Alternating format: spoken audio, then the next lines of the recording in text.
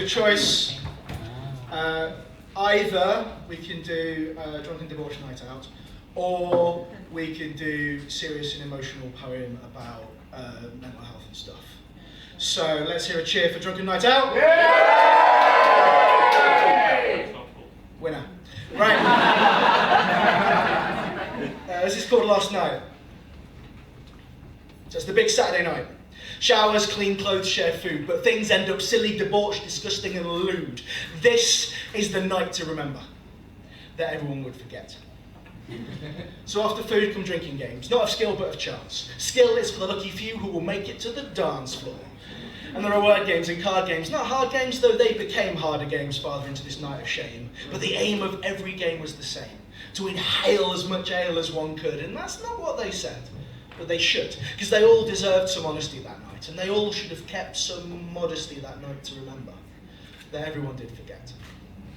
Now the good booze is gone after those first games, but by now their thirsts are inflamed. So it's on to the weird stuff that was bought for laughs, but usually ends in tears.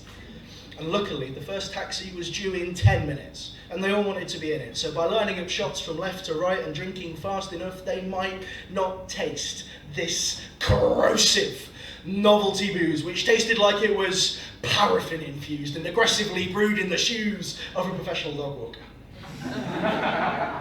But I digress. By now, they're a mess. The night is becoming a blur. She loves him, and there's a child at the back, but fucking hates her! And they all want sex or a fight or a shot, and they'll get all three on this night they forgot.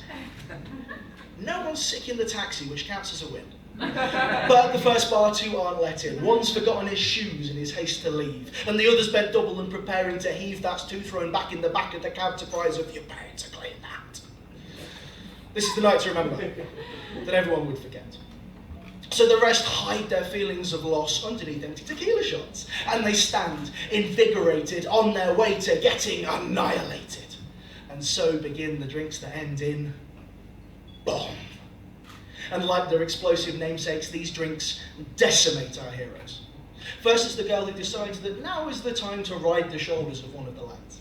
But she forgets to warn him before she tries to mount him, and she takes him out in the centre of a fountain of spilled drinks.